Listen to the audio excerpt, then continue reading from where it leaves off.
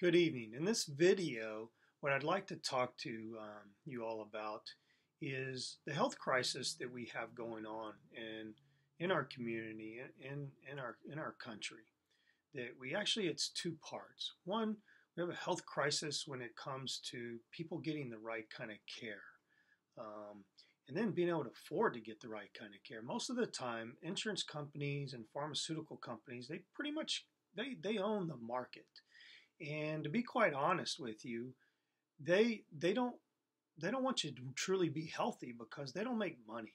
So they want to keep you in what I refer to as a sick care model, meaning in the United States, we rank number one when it comes to urgent care and saving lives. In the hospitals, emergency rooms, we've got the best in the business of saving people's lives when they get injured, whether it's surgery, medications, things like that.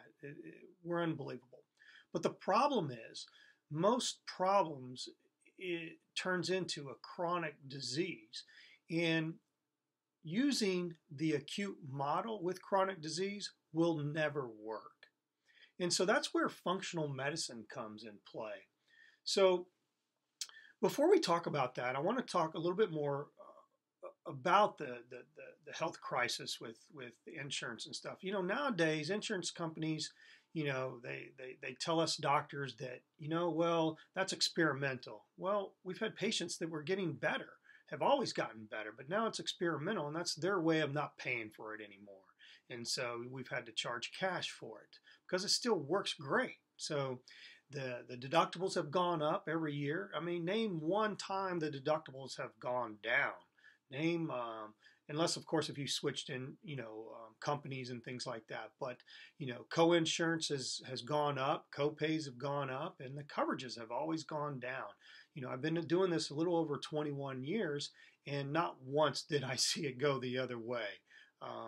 But the little word called experimental, that really is upsetting for the things that really make a difference in people's lives. And so what we've had to search out is figure out, okay, how do we get these patients out of chronic disease? Because if they continue to take medication, they're going to be on medication the rest of your life. That's always, I used to, try and educate the patients and ask them, say, how long, do you want to continue to take that medication? Because they'd come to me and say, well, my doctor tells me that, my condition's under control and I'm doing well. Well, when are you going to get off that medication? When are you going to be able to get off that medication? It's kind of like with type 2 diabetes. Type 2 diabetes is really curable, but people stay in that model, that sick care model. They're just going to get worse. I haven't seen anybody get better being on a medication, and no medication has any chance of curing the problem at all. And there may be some systems where your body is broken down and you may have to live on a medication the rest of your life. But I am here to tell you that you're going to live a much better quality and quantity of life if you're taking a whole lot less medications. So our mission here is to help as many people as possible and limit the amount of drugs and surgery that's needed. And if we can accomplish that, then that's a movement. And that's exactly what we're trying to do, is make a difference in our communities. The approach that we use is that we're going to take a look at the right kind of labs. And what I mean by that is most physicians and most doctors, they look at taking in all the sick people and all the healthy people and basically using a bell curve. And so that's a very huge span in there. And what we're going to look at, we look at it tighter. We want to see it tighter. We want to see a functional level so that we can keep you healthy.